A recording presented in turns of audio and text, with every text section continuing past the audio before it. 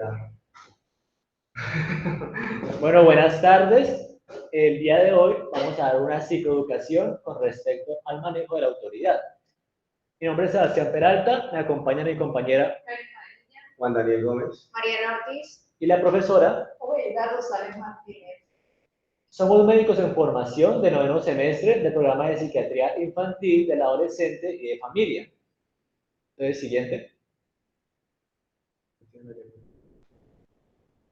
Entonces, ¿cuál es la importancia de este manejo de la autoridad? La idea es invitar a las familias para hacer un alto en el camino y pensar distinto con respecto a cómo se está llevando a cabo esa autoridad en casa. Entonces, tener en cuenta que en el niño, en el adolescente, la familia y el colegio son las figuras como más representativas para el niño, ya que la mayor parte del tiempo el niño pasa unas 5 o 6 horas en el colegio y el resto del día en casa. Entonces, todas las personas que hagan parte de la casa y el colegio van a ser importantes para el niño y para su desarrollo como persona. Van a ejercer ciertas funciones desde diferentes esquemas donde en cada contexto se va a emplear el uso de la autoridad. La idea es que tanto la familia como el colegio puedan establecer límites en este manejo de la autoridad, en donde el niño tenga esos límites a su alrededor y no pueda como fácilmente tener acceso o realizar lo que realmente él quiera, sino realmente lo que sea lo mejor para él y lo que su familia y el colegio considere que es lo mejor para que él se desarrolle como una mejor persona y para que se cumplan expectativas por parte del colegio y de la familia. Realmente existen muchos patrones de autoridad, está el permisivo, el paternalista, eso se va a hablar más adelante, y pues tener en cuenta que todos esos límites, esa autoridad en casa y en el colegio, tendrá un impacto y una consecuencia en el niño. Entonces, estas dos figuras, el colegio y la familia, deben tener una relación bidireccional, deben estar complementarias, en donde tanto en casa como en colegio se establezcan los límites, se establezca la adecuada autoridad. Esto a partir también de la conversación y la comunicación con el niño.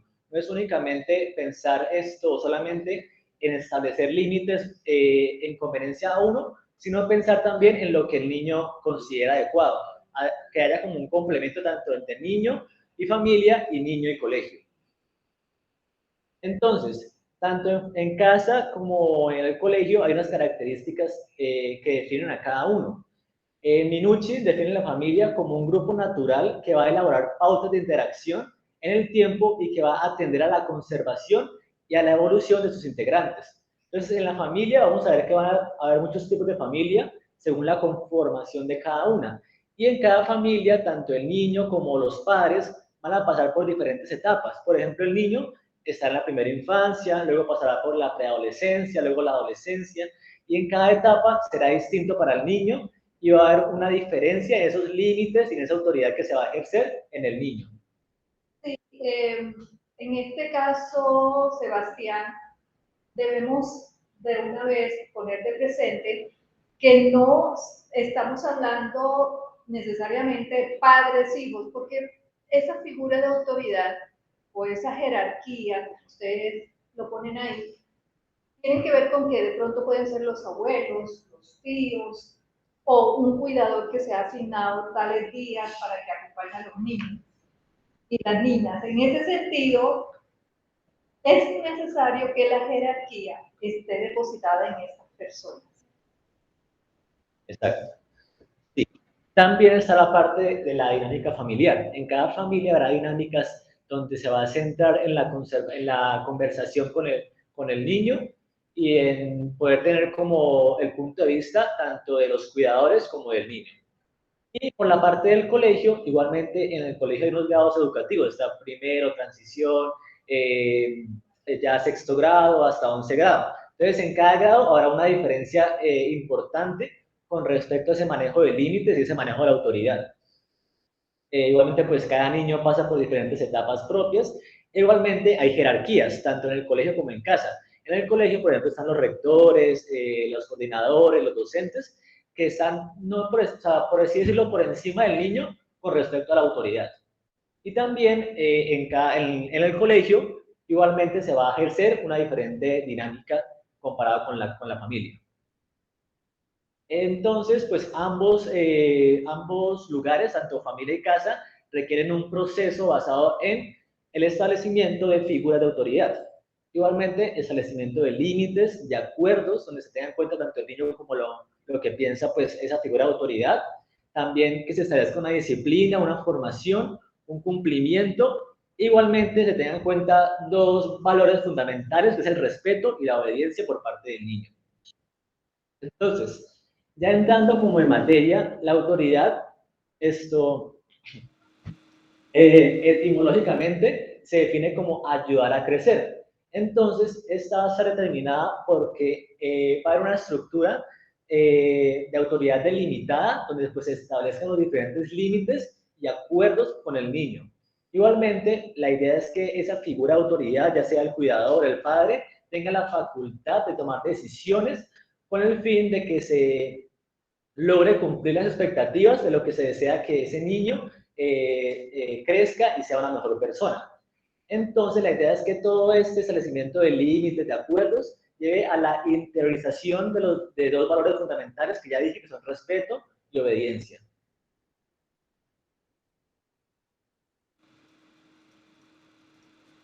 Bueno, entonces ahora vamos a hablar sobre el manejo, pues el liderazgo y la dirección.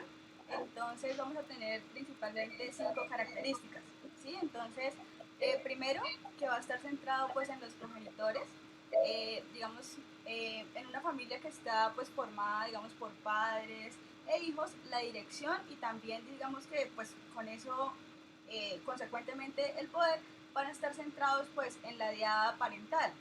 ¿Qué es esto? Digamos que básicamente no se va a tratar, digamos, de el papá o de la mamá, sino que del papá y la mamá ofreciendo, digamos, que los dos esos accesos, digamos, distintos y que sean integrados tanto en la vida, en la sociedad y también, digamos, al vínculo con los demás, porque digamos que generalmente el padre, digamos, que tiende a jugar con el niño más que la madre, y también digamos que sus juegos suelen ser un poco más estimulantes y excitantes, un poco digamos que más bruscos, eh, en contraste con la mamá, que digamos que suele ser un poco más acogedora, un poco más eh, cariñosa, ¿sí? Entonces digamos que es importante que el hijo aprenda de sí mismo, tanto de los dos opuestos, y se eduque como, digamos, para convivir en esa diversidad,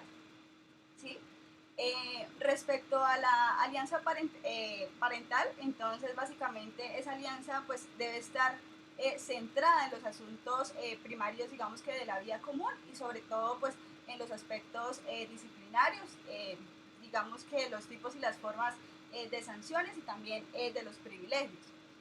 Tenemos el acuerdo básico en pareja, que pues digamos que ya debe estar enmarcado en el respeto mutuo, en la intimidad emocional, en el apoyo y también digamos en la habilidad de comunicarse con y también acerca del otro, así también como digamos de los asuntos como tal ya del grupo familiar. Tenemos también la autoridad flexible y racional, que básicamente se espera que los padres, digamos que entiendan como tal las necesidades de los hijos y cambien a medida, digamos que ellos van creciendo y también le expliquen pues las reglas que se le van a imponer. Entonces, digamos que cuando los niños están pequeños, van, digamos que a predominar funciones, pues ya, digamos que de protección, y ya posteriormente el control y la guía, digamos que son los pilares que van a adquirir mayor importancia. Ya respecto al poder suficiente, entonces digamos que este ya va a ser con el ejemplo de las propias acciones, ¿sí? Digamos que ese uso diferenciado de autoridad, pero también con la implementación que sea justa y que sea coherente también con la normatividad que se maneja y con la disciplina. Esto, queridos padres de familia y cuidadores, si ustedes realmente hacen esto que estamos presentando acá, ustedes no van a tener problemas en la autoridad. Miren que la misma díada, o sea, la pareja de padres es la misma, la de pareja conyugal. Entonces es necesario esas dos características, que los padres estén aliados y que la pareja tenga acuerdos. La pareja puede pelear, pero deben llegar nuevamente a los acuerdos y a la alianza parental. Eso se ve mucho, por ejemplo, que los chicos ven en primera línea que la madre dice una cosa o el padre dice una cosa y la madre contradice. Esto no debe hacerlo porque el niño ve que ustedes son débiles en ese aspecto y él toma provecho de eso. Y el poder suficiente, Glendy, tiene que ver, como tú lo decías, pero hay una cosa importante que a veces los mayores no se dan cuenta. Es el modelaje que se hace ante los niños. Los niños copian todo y se les hace fácil que así como lo hace papá y mamá, lo puedo hacer yo. Ejemplo, fumar, tomar alcohol. Entonces es claro que los adultos pueden ingerir alcohol, los niños y los jóvenes, los menores de edad no. Entonces a ningún niño se le va a ofrecer que se tome un cuchito de cerveza para que aprenda a ser hombre. Eso no debe hacerse, está desaconsejado. Y lo otro es ir a la tienda a comprar alcohol o a comprar cigarrillos. Sí, se sabe que hay unas leyes, pero en este momento a todo el mundo lo que le favorece es vender y puede que le digan al niño, le pregunten al niño, pero esto no se cumple a cabalidad, lo siento mucho, no se cumple.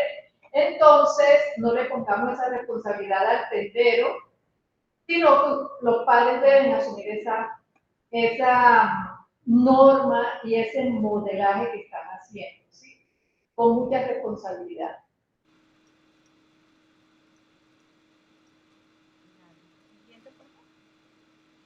Bueno, ahora respecto a los límites, entonces digamos que se deben tener en cuenta las fronteras, digamos que hasta donde se permite llegar al niño, ya sea en diferentes contextos, tanto en el colegio, pero también digamos que con las otras personas. Sí, digamos que esos límites van a permitir demarcar tanto las normas como la disciplina y la obediencia.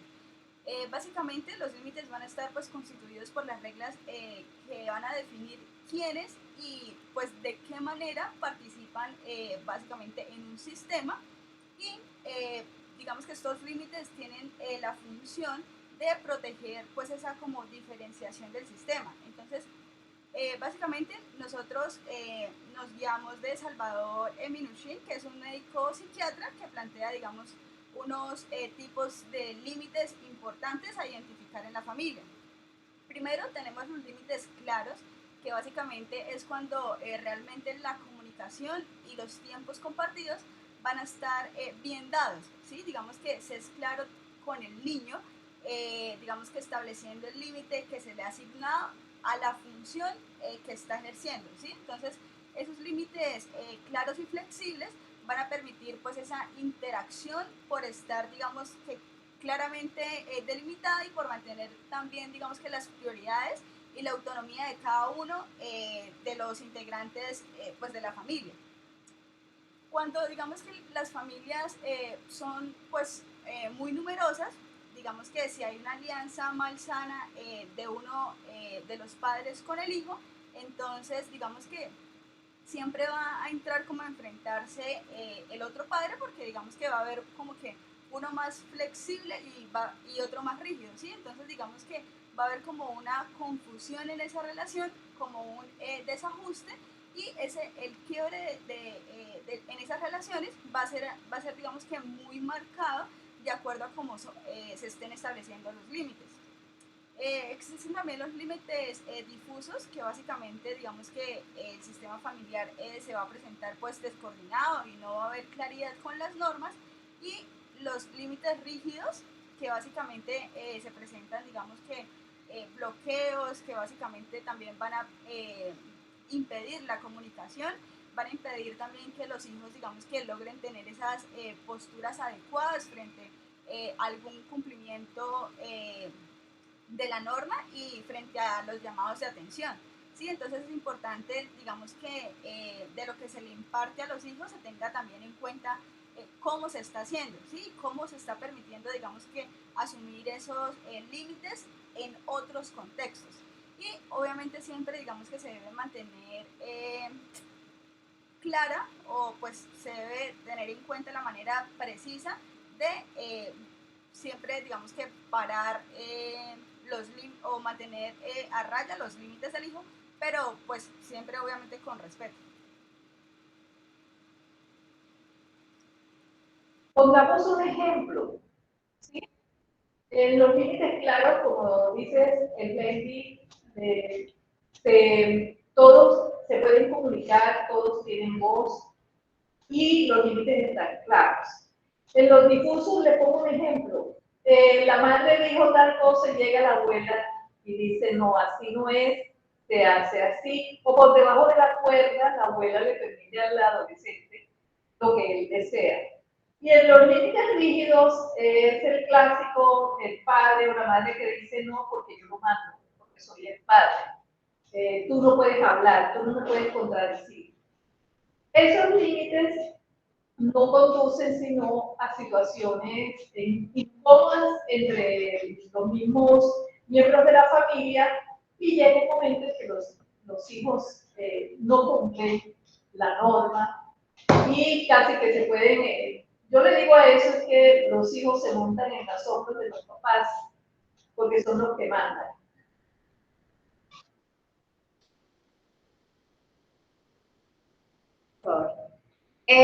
Otra cosa importante a agregar de todo lo que han dicho ya mis compañeros es que a veces se piensa erróneamente que, digamos, los niños necesitan cosas materiales para, digamos, suplir las carencias afectivas por parte de los padres, ya sea porque se encuentren ausentes, porque no se encuentren en la casa, y eso lo que genera básicamente es que haya o exista en la familia una flexibilidad de la autoridad.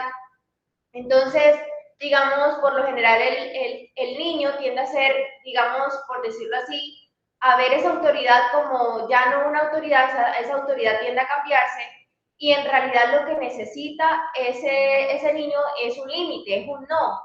Entonces, es por eso que es muy importante entonces hacerse diferentes preguntas. Digamos, una de ellas, como lo muestra la imagen, es si cuando se le pide al niño que haga algo, una tarea, este lo hace inmediatamente. Si, digamos, se comunica de manera apropiada y respetuosa con el padre. Si cumple los acuerdos y compromisos a los cuales llegan tanto padres como hijos. Si, digamos, ejecuta el repertorio conductual básico sin que se le esté recordando todo el tiempo, o la famosa, por decirlo así, cantaleta. Consulta antes de realizar una actividad que requiera el permiso del padre. ¿Por qué es importante preguntarse esto? Porque esto de alguna u otra manera nos dice indirectamente cómo se encuentra esa autoridad, si hay una flexibilidad. Entonces, si quieres, pasemos las diapositivas. Entonces, digamos, acá nos surge una pregunta muy importante y es, ¿por qué se pierde esa autoridad? ¿Cuál es la razón? Entonces, uno de ellos es que se tienda a desvirtuar la palabra como padres, que haya una incongruencia del modelamiento. Entonces, así como lo explicó la profesora aquí presente, por lo general, digamos, el padre le pide a su hijo que haga algo, ya sea, digamos, por ejemplo, que no seas desorganizado, no dejes la ropa tirada, pero entonces luego ve y observa ese mismo comportamiento del padre. Entonces el niño se pregunta, ¿qué es lo que en realidad está pasando? Porque a mí me dicen algo, pero ellos no lo cumplen. Entonces ahí llega como que una incongruencia o una incoherencia de lo que se le está exigiendo, por decirlo así, al niño, a lo que el padre está ejemplificando. Otra cosa que es ser demasiado laxo, demasiado estricto. Es decir, digamos, irse por la parte de la manipulación, de la evitación o la parte del escape. que haya una, digamos, falta de comunicación, como ya lo había dicho, que hayan dos extremos. Uno es la cantaleta, es decir, que al niño se le esté repitiendo muchas cosas lo que deba hacer, o otro es, digamos, silencio ante las fallas. Entonces vuelvo y retomo el mismo ejemplo. El niño que deja la ropa tirada en la cama, pero la madre no dice nada, no le dice que eso está mal, sino que simplemente la recoge y no pasa nada, pues el niño obviamente piensa que siempre tiene que ser así o ve ese comportamiento como algo normal. También la parte de si se desconocen los intereses, entonces hay que preguntarse si en realidad lo que necesita el niño es un tiempo de calidad o un tiempo de cantidad. Y si es de cantidad, pues preguntarse qué se está haciendo en ese tiempo que se está compartiendo con el hijo. Y pues también se debe determinar si en realidad es más importante ese tiempo de cantidad que se aprovecha con él o el tiempo de calidad, porque no es lo mismo cantidad que calidad. Puede que yo esté compartiendo mucho tiempo con mi hijo, por ejemplo, pero no esté pendiente o pues no le dé importancia a las cosas con las que él se relaciona, ya sea en su ámbito escolar, como familiar, y cosas que a él no le parecen. Es decir, que haya una adecuada comunicación. Y lo último es, digamos, errores en la aplicación de refuerzos y también y castigos. Bueno, entonces es importante llegar al punto en el que tenemos que diferenciar entre la palabra autoridad y la palabra autoritarismo, porque todo el tiempo hemos estado hablando de autoridad y los límites de autoridad, pero también hay que hablar de autoritarismo para saber hasta dónde llega esa autoridad. Entonces, ¿qué es la autoridad o cómo se debe caracterizar la autoridad? Es una, digamos, se va a encontrar un diálogo multidireccional en la comunicación, es decir, así como el padre habla y puede expresar lo que siente y puede poner reglas, también es adecuado permitir que el niño exprese lo que siente sobre esas reglas que se le están imponiendo, sobre las normas que se le están poniendo, y el padre tiene que escucharlo de la misma manera en la que el niño lo escucha, porque eso significa que el padre le importa al niño y le refleja que él también siente interés por lo que el niño está expresando, y no una comunicación unilateral en la que el padre es el único que habla y el niño no tiene derecho a hablar porque es un niño y yo mando porque soy el papá. Vamos a ver que se va a ver comprensión en tres momentos: lo negociable, lo no negociable y lo que se acepta. Entonces, ahí vienen los límites que se mencionaban anteriormente: qué es permitido, qué no es permitido, qué se puede negociar y qué no. Siempre es importante, creo que más adelante lo vamos a seguir tocando, negociar con el niño. O sea, el niño también siente y también, digamos, tiene pensamientos acerca de lo que se le impone o de lo que no se le impone, de las normas que se le dicen. Entonces también es importante llegar a un acuerdo hasta el punto en el que el niño se sienta cómodo y el padre también se sienta cómodo con lo que está tratando, al punto al que está tratando de llegar. Y en el autoritarismo nada es negociable, todo está impuesto, nada se puede negociar, simplemente es lo que el padre dice y punto. Se permiten estrategias de comprensión e influencia, entonces volvemos a lo mismo, se permite la negociación, el diálogo, y en el autoritarismo todo es impuesto. Un trato amable, respeto, afección. Al niño siempre hay que tratarlo, digamos, aparte de con afecto, con respeto, y aparte hay que dársele un trato adecuado para la edad que tiene. Entonces a un niño, a un adolescente no se le puede hablar como se le habla a un niño de 3 o 4 años o de 2 años o a un bebé, porque ya él entiende de una manera diferente las cosas y hay que hablarle como tal. Y en el autoritarismo es un trato rígido en el que se impone el miedo, en el que el niño, cualquier cosa que se le dice, asume que no puede opinar, que no puede expresar lo que siente, etc. En la autoridad vamos a ver un sistema de contingencia planificado en el que el padre, digamos, tiene un plan acerca de cómo van a ser las reglas que tenemos, qué se va a hacer al respecto, si no las cumple, cómo se responde a eso. Y en el autoritarismo vemos que el castigo es la estrategia a la modificación de la conducta, es decir, si el niño incumple, de alguna manera simplemente se entra directamente con un castigo rígido. La autoridad se basa en la razón y en los argumentos, volvemos a lo mismo, al diálogo, al razonamiento con el niño. Él tiene que entender por qué se le ponen esas normas, él tiene que saber por qué se le está diciendo algo, por qué se le está corrigiendo cierta conducta que pudo haber tomado.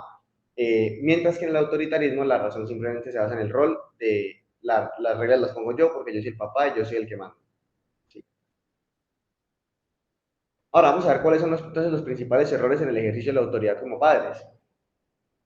Entonces, el primer error vamos a ver que es la permisividad, en la que los niños necesitan referentes y límites para crecer seguros y felices. Entonces, como decíamos, por supuesto que es necesario un diálogo con el niño, llegar a un acuerdo, negociar, pues también es importante establecer límites, que ya lo mencionamos anteriormente, y no que el niño simplemente pueda hacer absolutamente cualquier cosa que desee sin ningún tipo de límite, sin ningún tipo de advertencia, sin ningún tipo de consecuencia, porque pues también es necesario que el niño aprenda a diferenciar lo que está bien de lo que está mal. Ceder después de decir no. El no no se puede negociar y el sí sí es negociable. Ahí está. Mire que Juan Daniel, esto es muy importante. Yo siempre les digo a las familias que cuídense de decir un no, porque el no no es negociable. Pero prontamente vemos en las familias que por librarse de la pataleta del niño, le dicen un no, pero después se convierte en un sí. Y está clarito, el sí sí se puede negociar. El no, no. Una vez que ustedes digan no, queridos padres y cuidadores, deben permanecer en el no. Listo. El autoritarismo, entonces, obedecer por obedecer, en el que se van a formar personas sumisas sin iniciativa, lo que mencionábamos anteriormente. Usted debe obedecer porque yo soy su papá y punto. Entonces, de esa manera no funciona. La falta de coherencia entre el padre y la madre, que lo mencionaba la profe anteriormente. Entonces, debe haber un acuerdo en la pareja y ese acuerdo pues debe establecerse, porque por supuesto la pareja va a llegar al punto en el que tengan desacuerdos. No todo el mundo está de acuerdo siempre con todo, pero esos desacuerdos y esas discusiones de pareja respecto a la formación del niño deben darse en privado, porque si el niño se da cuenta de esa incoherencia que hay entre los padres o ese desacuerdo que hay entre ellos para la formación o la toma de decisiones del niño, él va a tomar provecho de eso. Entonces la próxima vez que vaya a pedir un permiso le va a pedir el permiso al que sabe que siempre dice que sí, o situaciones como esas. Entonces si se da un desacuerdo, tiene que, digamos, la manera adecuada de manejar este desacuerdo es en pareja, pues. Gritar y perder los estribos, pasar a los insultos, la humillación, el maltrato físico y psíquico, pues por nuestro lado desaconsejamos totalmente siempre el maltrato, bien sea físico o psicológico, la humillación, los gritos, el maltrato, etcétera. No es necesario los insultos, pues nosotros entendemos que en cierta época esa fue la manera en la que se formaron, incluso abuelos de nosotros también fueron criados de esa manera, pero pues hoy en día se sabe que esa no es la manera adecuada y eso es lo único que genera traumas en los niños. No cumplir las promesas ni las amenazas. Entonces, pues estas tienen que ser realistas, por supuesto. Si se le va a poner un castigo a un niño, tiene que ser un castigo que por supuesto se pueda cumplir y no un castigo totalmente descabellado, algo que en el momento en el que el niño merezca el castigo no se pueda cumplir porque es un castigo exuberante.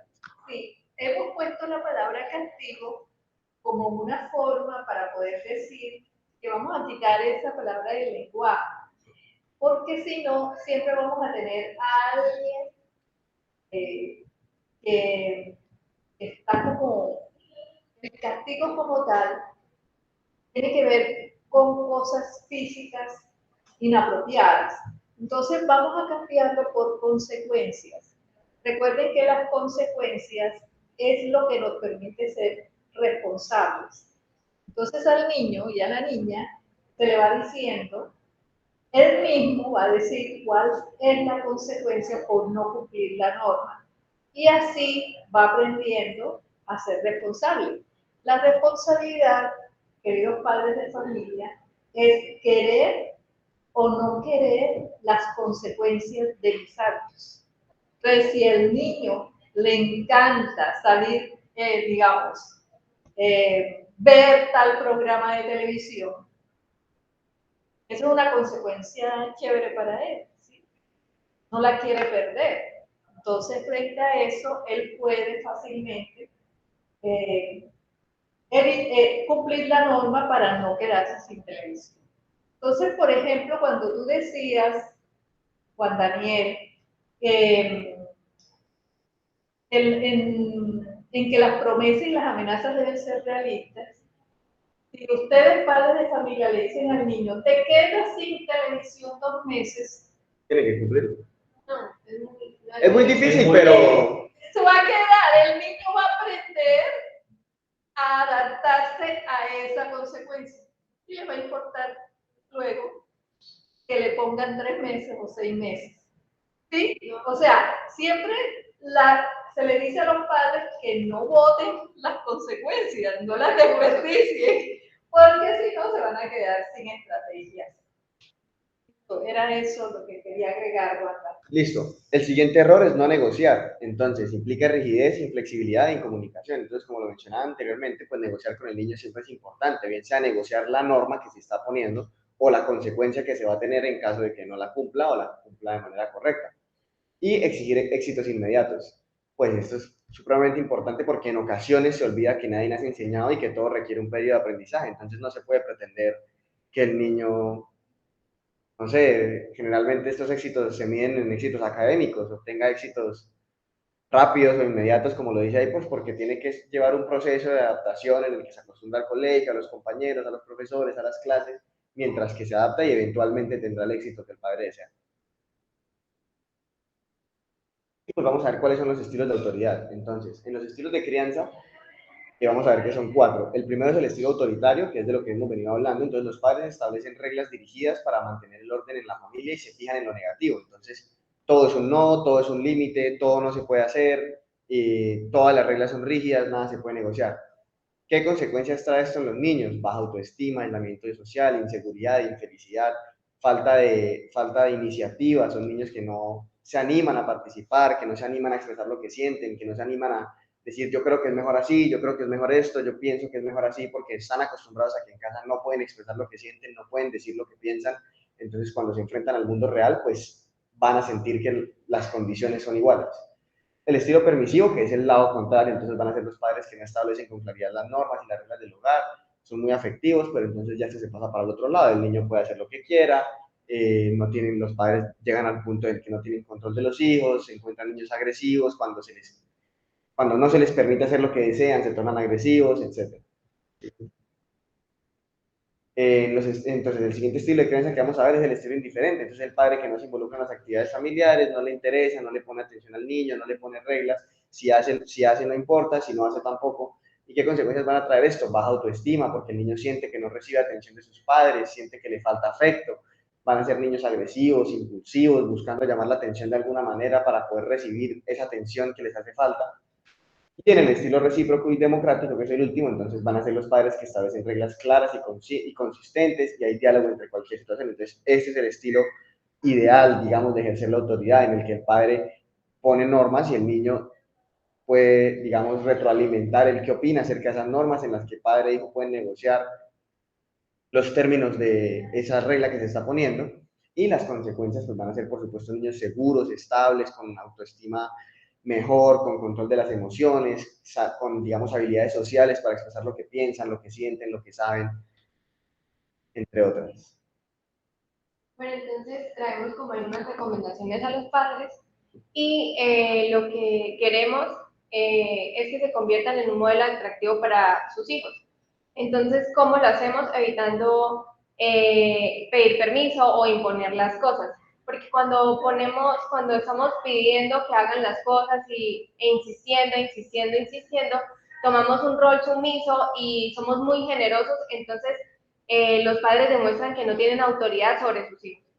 Cuando los padres imponen, no hay una retroalimentación, los niños no saben por qué le están imponiendo esas cosas y entonces no hay esa comunicación entre padre e hijos y hace que no haya empatía con sus hijos. Entonces ellos van a saber que no pueden ser escuchados por sus propios padres y ahí es donde está la última parte que dice, si no te conviertes en una madre o padre atractivo para tus hijos, en otros contextos alguien más lo hará.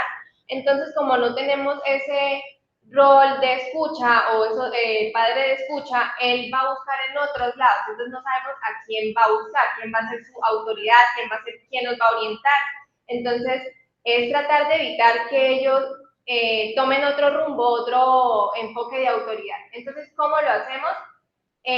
Seduciéndolos. Entonces, tenemos que tener una comunicación oportuna, que él nos exprese, pues que los hijos les expresen digamos, si tienen problemas en el colegio, si tienen problemas en el aprendizaje o con sus compañeritos. Entonces, ellos sientan la libertad de que pueden confiar en sus padres y que sus padres van a poder ayudarlos. Entonces, los padres tienen que ser empáticos, tener persuasión y esto también requiere estrategias y competencias, como ya lo hemos hablado anteriormente, Y ¿para qué? Con el fin de que ellos sean competentes al mundo exterior, que sean respetuosos con sus compañeros, que sean eficientes, que salgan al mundo y puedan resolver los conflictos y además pues que tengan una alta autoestima con ellos.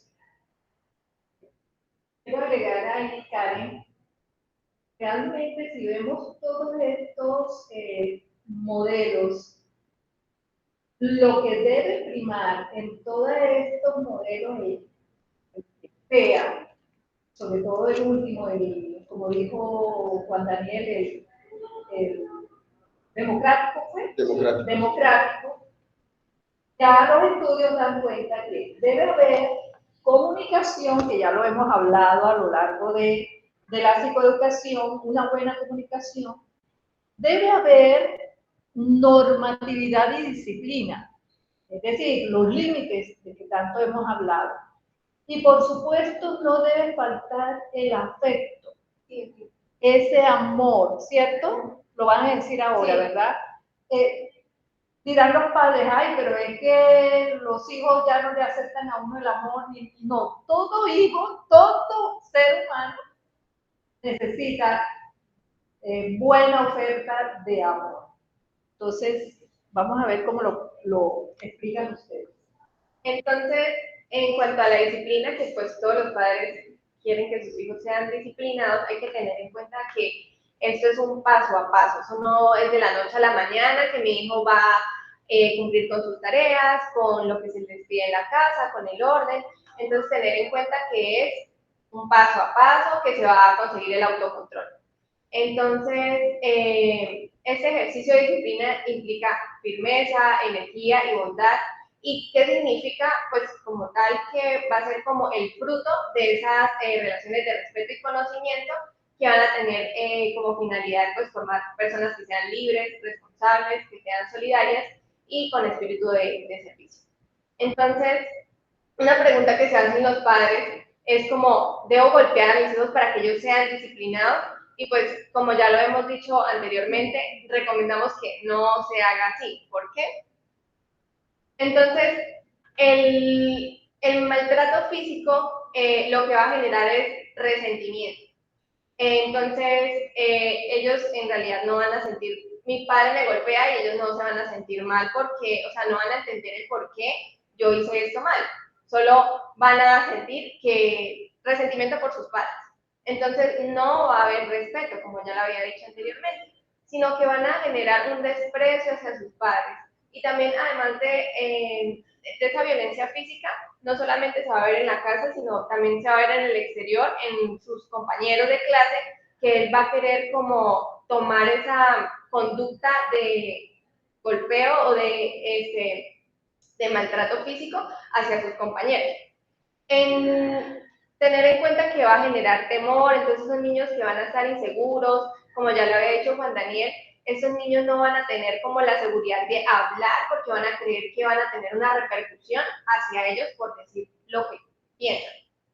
Entonces, va a generar deseos de venganza, no van a ser colaboradores, sino hostiles, en realidad no van a ser felices, no van a estar felices porque los estén golpeando para generar pues una conducta que queremos que, o sea, todos los padres quieren que sus hijos tengan unas conductas positivas y que sean eficientes, pero no se va a generar esas metas que los padres quieren para sus hijos, no se van a lograr porque a la mala pues nadie avanza. Entonces esto va a generar que sean personas amargadas y que sean violentas, como yo lo había dicho anteriormente, y va a demostrar primero que todo con sus compañeros de clase, que son como el tiempo que pasan, o sea, familia y colegio, entonces lo van a demostrar en el colegio con sus compañeros. Entonces traemos también unas reflexiones, que es todo lo que hemos hablado anteriormente, y decimos que había que poner límites, ¿sí? Porque a veces los niños creen que le piden esto, entonces saben que pueden pedir otra cosa, y otra cosa, y otra cosa, entonces se aprovechan de esa situación. Entonces no hay que gritarles, los hijos van a respetar menos cuando los están gritando, y también enseñan que ellos le griten a las demás personas. Entonces no se trata de dar órdenes y órdenes y órdenes, sino que se les pide que hagan las cosas y de esta forma van a generar que ellos lo hagan pues a gusto y lo hagan pues más rápido. Que cumplan las promesas, sean buenas o sean malas. Si se prometió un premio por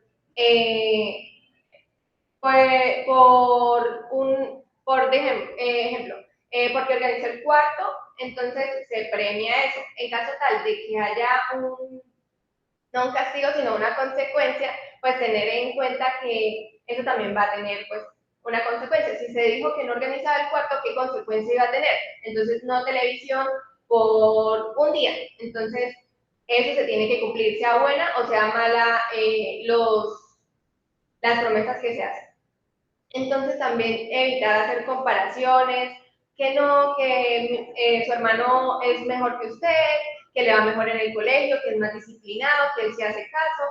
Entonces, no, tampoco con los hermanos, ni con los compañeros, ni con el vecino, ni con nadie, porque eso en general no crea como una buena autoestima hacia él y tampoco hace que él tenga una buena reflexión de él mismo y de lo que él hace. Bueno, esto también es importante, que no cambiar de opinión con lo que debe hacerse con sus hijos. Entonces, si el papá, la mamá acordaron algo, pues cumplirlo, y como ya le había dicho anteriormente, si hay alguna discordancia o una indiferencia, dialogarlo pues aparte, y que sea como que ellos no estén escuchando pues que hay una indiferencia ahí, y luego pues sí, cumplir lo que se dijo. Bueno, no hagan todo por ellos. Tienen que, al final, pues, como ya lo he dicho anteriormente, lo que se quiere es que los hijos salgan al mundo y se valgan por sí mismos, que sean responsables, que sean respetuosos, que sepan resolver conflictos. Entonces, eso es lo que se requiere. No estar como el papá, que si se equivocó, entonces, venga y le hago esto, o vamos y hacemos esto juntos. No, es hacerlos responsables de sus propios actos. Otra cosa es que no se debe mentir delante de ellos. Entonces, ¿por qué? Así sea que para algo, para no perjudicarlos a ustedes. Entonces, no se debe hacer eso porque primero pues está mal y hace que ellos tengan como, crean que eso está bien y lo hagan pues más constantemente, tanto con ustedes, con los profesores, con los amiguitos, con todos. Entonces, también, además de que está mal, pues a veces los puede hacer sentir mal porque pues, están mintiendo por ustedes y hacen perder fe en lo que ustedes estén diciendo. Cuando hagan algo malo, no es como reclamarles, preguntarles por qué lo hizo, porque en realidad a veces ellos ni siquiera son conscientes de por qué hacen las cosas. Es como dialogar y pues que él al final llegue a una reflexión de así encontrar la razón por la cual él cree que hizo las cosas. Pero no es como llegar a juzgarlo para que él dé una respuesta, y a veces por zafarse dicen cualquier cosa, por quedar bien con los papás. Entonces, hay que tratarlos con amabilidad y cordialidad, así como ustedes tratan a sus propios familiares, a sus compañeros de trabajo. Los niños, sus hijos, también merecen respeto y también merecen atención. Entonces, no pedirles que hagan cosas por usted. Ahora, no pedirles que hagan cosas que ustedes no hacen. Entonces, digamos, como ya lo había mencionado la profe, si en la casa el papá fuma, entonces el niño ve esa conducta y la aprende. Entonces no se le va a poder, sería como irracional o incoherente decirle que no fume cuando el papá está pues, haciendo ese acto de fumar.